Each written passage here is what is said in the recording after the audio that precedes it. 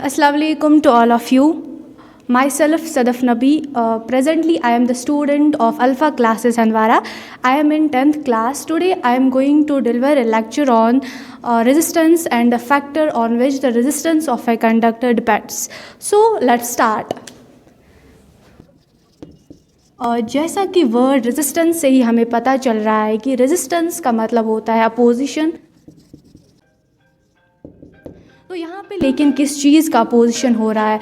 यहाँ पे flow of current का अपोजिशन हो रहा है। So we can say that the opposition offered by a conductor to the flow of current is known as resistance of a conductor. Say for example ये हमारा एक conductor है, से ये एक सिल्वर वायर है। तो सिल्वर वायर में कि सिर्फ इसमें फ्री इलेक्ट्रॉन्स होंगे, that's why it's a conductor. इसमें इम्प्योर फॉरेन एटम्स भी होंगे, इसमें इस कंडक्टर के एटम्स भी होंगे।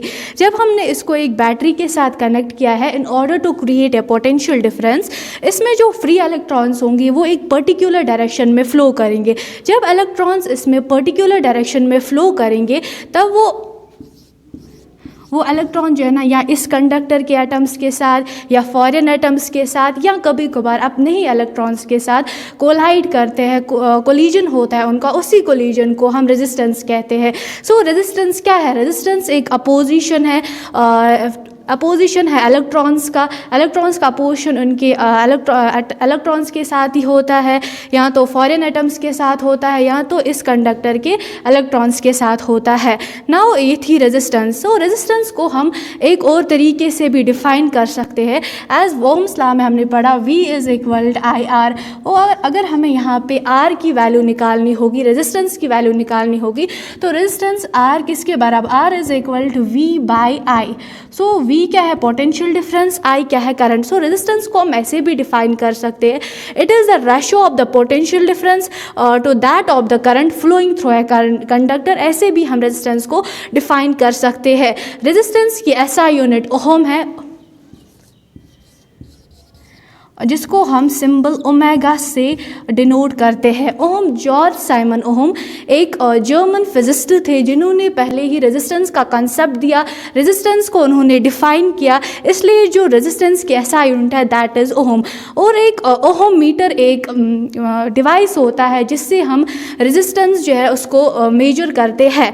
नाउ ये थी रेजिस्टेंस। अब फॉर एग्ज़ाम्पल हमारे पास कोई एक कंडक्टर है, से ये कंडक्टर हमें बोला गया होगा कि इसकी रेजिस्टेंस जो है ना दैट इज़ 1 ओहम। तो 1 ओहम को हम कैसे डिफ़ाइन कर सकते हैं? जब किसी भी कंडक्टर में 1 वोल्ट पोटेंशियल डिफरेंस क्रिएट किया जाएगा ताकि उसमें 1 एम्पेयर ऑफ करंट फ्लो हो जाए, तब जो रेजिस्टेंस है दैट इज़ 1 ओहम। तब हम रेजिस्टेंस को कह सकते हैं ये 1 ओहम है। जब 1 वोल्ट और पोटेंशियल डिफरेंस क्रिएट किया जाएगा 1 एम्पेयर ऑफ करंट को फ्लो करने के लिए, दैट इज़ हमारा रेजिस्टेंस जो है ना वो 1 ओहम तब होगा जब हमारा करंट 1 वोल्ट, जब हमारा पोटेंशियल डिफरेंस 1 वोल्ट होगा, करंट हमारा 1 एम्पेयर होगा, तब हमारा जो रेजिस्टेंस होगा दैट इज़ 1 ओहम। सो ये था रेजिस्टेंस। अब कुछ फैक्टर्स है जिन पे रेजिस्टेंस जो है ना वो डिपेंड करता है। उन फैक्टर्स की वजह से या तो रेजिस्टेंस इंक्रीज़ होता है, उन फैक्टर्स की वजह से या तो रेजिस्टेंस डिक्रीज़ होता है।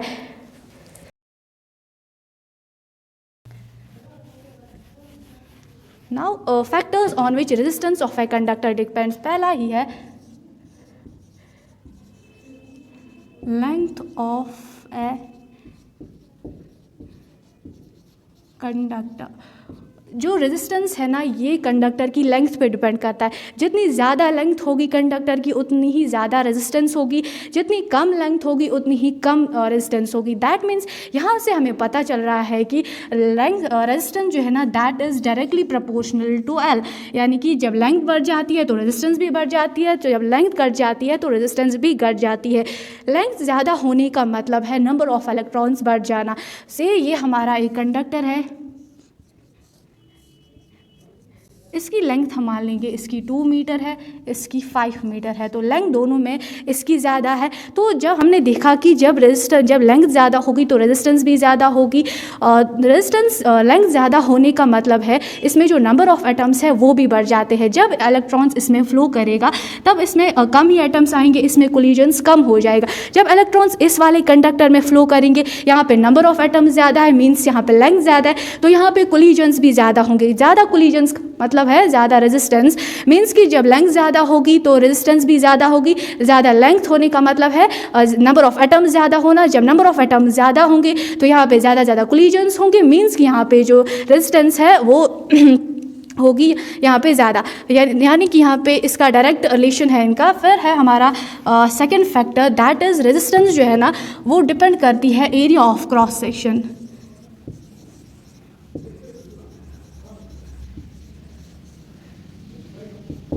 रेजिस्टेंस जो है ना वो डिपेंड करती है जो कंडक्टर है उसका एरिया कितना है, उसका डायामीटर कितना है। फॉर एग्जांपल ये हमारे पास एक कंडक्टर है,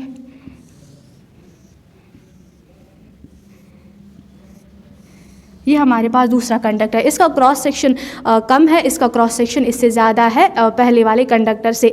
जब यहाँ पे क्रॉस सेक्शन जब एरिया बढ़ जाता है ना तो रेजिस्टेंस कम हो जाता है। दैट मीन्स ज़्यादा एरिया होना, इससे रेजिस्टेंस जो है ना वो कम हो जाती है। यहाँ पे से हमें पता चल रहा है जो रेजिस्टेंस है इसका इन्वर्स रिलेशन है, that is R is inversely proportional to A।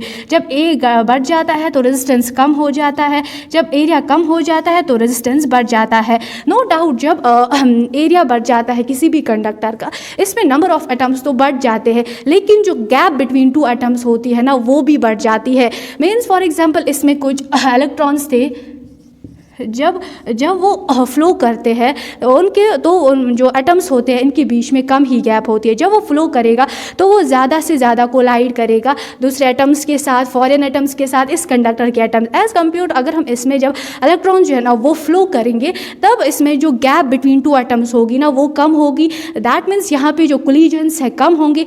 Come collisions का मतलब यहाँ पे रेजिस्टेंस जो है ना वो कम होगी। ये था दूसरा फैक्टर की जो रेजिस्टेंस है वो एरिया पे डिपेंड करती है कि कंडक्टर का एरिया कितना है। एरिया ज़्यादा हुआ means gap between two atoms ज़्यादा है, कोलिजन्स कम होते हैं, दैट मीन्स रेजिस्टेंस भी कम होती है। अब हमारा यहाँ पे है तीसरा फैक्टर, और दैट इज टेम्परेचर।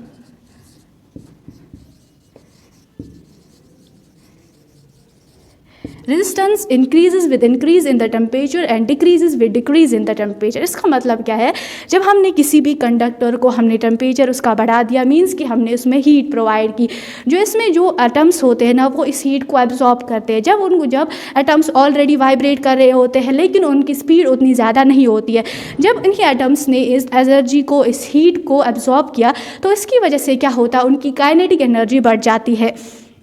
जब एटम्स की काइनेटिक एनर्जी बढ़ गई तो वो ज़्यादा से ज़्यादा वाइब्रेट करने लगे। जब एटम्स ज़्यादा से ज़्यादा वाइब्रेट करने लगे, जो फॉरेन एटम्स, जो ये इलेक्ट्रॉन्स है वो ज़्यादा से ज़्यादा कोलाइड करते हैं इन एटम्स के साथ या अपने ही इलेक्ट्रॉन्स के साथ। जब हमारे पास ये कंडक्टर था, हमने टेम्परेचर बढ़ा दी, इसमें फॉरेन एटम्स प्रेजेंट थे तो वो ज़्यादा से ज़्यादा वाइब्रेट करने लगे। जब यहाँ से इलेक्ट्रॉन जो है ना वो फ्लो करते हैं तो क्या होता है कि जो ये इलेक्ट्रॉन्स है ये इनके साथ ज़्यादा से ज़्यादा कोलाइड करते हैं, मीन्स ज़्यादा कोलिजन हो रहा है। यहाँ पर रेजिस्टेंस जो है ना वो बढ़ रही है, मीन्स टेम्परेचर बढ़ाने से क्या हो रहा है, वो एटम्स ज़्यादा से ज़्यादा वाइब्रेट कर रहे हैं। वाइब्रेट करने की वजह से जो इलेक्ट्रॉन्स है उनका ज़्यादा से ज़्यादा कोलिजन हो रहा है यहाँ पे। दैट मीन्स जो टेम्परेचर होता है दैट इज़ जो रेजिस्टेंस है that is directly proportional to the temperature. ये हमारा थर्ड फैक्टर था। अब हमारा फोर्थ फैक्टर क्या है, that is nature of conductor. जो कंडक्टर है हमारा उसका मटेरियल कैसा है, वो किस मटेरियल का बना हुआ है। यहाँ पे हमारा एक और कंसेप्ट आता है that is called resistivity. Now जो मटेरियल, जो कंडक्टर जो है ना वो किस मटेरियल के बने हुए होते हैं, इसकी वजह से इनमें हर एक मटेरियल में एक प्रॉपर्टी आती है जिसको हम रेजिस्टिविटी कहते हैं। रेजिस्टिविटी किसी भी मटेरियल की नेचुरल रेजिस्टेंस होती है जिसकी वजह से वो फ्लो ऑफ करंट को अपोज करता है, यानी कि करंट को वहाँ से गुजरने नहीं देता है। जो रेजिस्टिविटी है यहाँ पे हम देखेंगे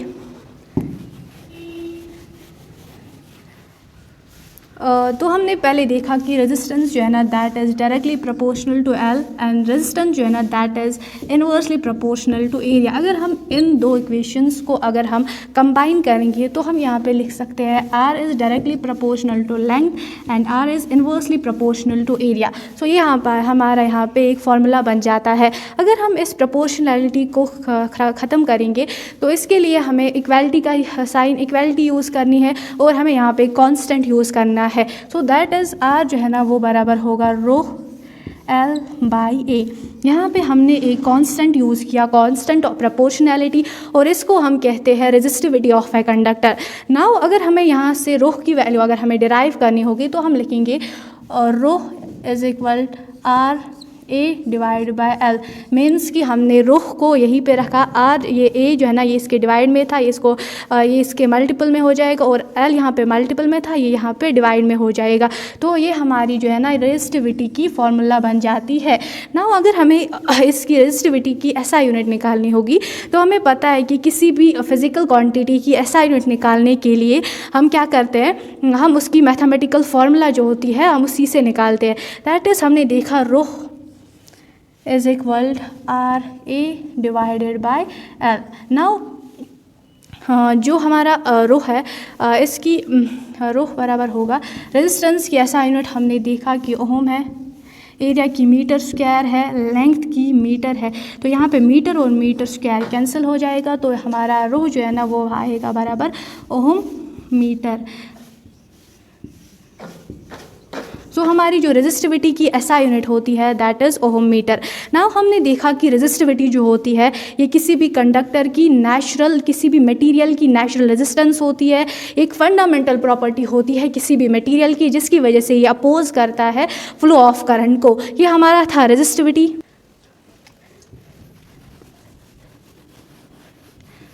से रेजिस्टिविटी किसी भी कंडक्टर में इसके मटेरियल की वजह से आती है। से हमारे पास दो वायर्स है, मीन्स दो कंडक्टर्स है हमारे पास, और दोनों सिल्वर के बने हुए होते हैं, दोनों सिल्वर के हैं।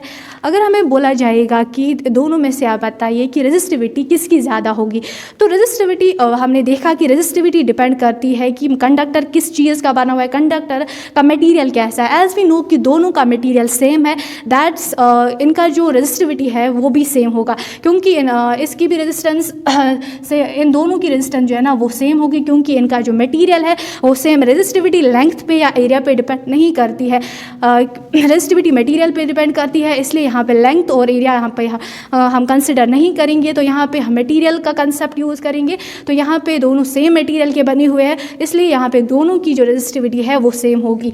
फॉर एग्जांपल अगर हमारे पास कोई कंडक्टर है, ये मानो कि हमारे पास सिल्वर है, यहाँ पे हमने एक सेल इसके साथ इसे कनेक्ट की है, यहाँ पे हमारा रेजिस्टेंस है, ये से इसकी रेजिस्टेंस 2 ओम है, इसकी 1.6 इंटू 10⁻⁻8 ओम मीटर है।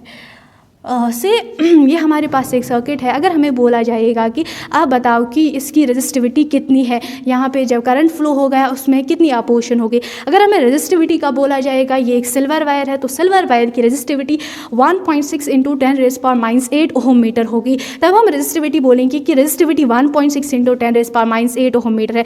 तो यहाँ पे कंडक्टर की रेजिस्टिविटी की हम बात करते हैं। उससे अगर हमें बोला जाएगा कि यहाँ पे रेजिस्टेंस कितनी होगी, यानी कि जब करंट इसमें फ्लो हो जाएगा, जब इलेक्ट्रॉन्स इसमें मूव करेंगे तो ओवरऑल अपोजिशन कितनी होगी, रेजिस्टेंस जो है that is the overall opposition. यहाँ पे हम फिर बोलेंगे कि अगर बोला जाएगा रेजिस्टेंस कितनी है, रेजिस्टेंस हम बोलेंगे 2 ओम प्लस 1.6 इंटू 10⁻⁸ ओम मीटर हमारी रेजिस्टेंस हो जाएगी, और रेजिस्टिविटी हमारी 1.6 इंटू 10⁻⁸ ओम मीटर हो जाएगी। सो ये था हमारा रेजिस्टिविटी के बारे में। अब एक क्वेश्चन है कि अगर हम किसी भी हमारा कोई भी कंडक्टर है, हमने इसकी लेंथ को ना है डबल किया है। डबल ऐसे किया है कि हमने इसको स्ट्रेच किया है। जब हम किसी भी चीज़ को स्ट्रेच करते हैं ना, उसकी लेंथ तो बढ़ जाती है लेकिन उसका एरिया जो है ना वो कम हो जाता है। जब किसी भी कंडक्टर की हम लेंथ को डबल कर देंगे बाय स्ट्रेचिंग इट, इसका एरिया जो है ना वो डबल हो जाता है। उस टाइम जो हमारी न्यू रेजिस्टेंस होती है ना, that is 4 times of the original resistance. जो इसकी पहली रेजिस्टेंस थी उससे 4 टाइम ज़्यादा हमारी तब न्यू रेजिस्टेंस बन जाती है। फॉर एग्जांपल हमारा था कोई कंडक्टर, इसकी रेजिस्टेंस 5 ओम थी। अब हमने इसकी लेंथ जो है ना वो डबल कर दी, यानी कि हमने 2L किया, हमने एरिया को ऑफ किया, तब हमारी जो न्यू रेजिस्टेंस होगी ना वो पहली ओरिजिनल रेजिस्टेंस से 4 टाइम्स ज़्यादा होगी, दैट इज़ 4 × 5 हमारी न्यू रेजिस्टेंस होगी। पहली थी 5 ओम, हमारे जब हमने लेंथ को डबल किया, एरिया को हमने ऑफ किया, तब हमारा रेजिस्टेंस जो है ना that is the 4 times of the original resistance. और ये था हमारा रेजिस्टेंस और रेजिस्टिविटी के बारे में कंसेप्ट। होप आपको समझ आया होगा। Thank you.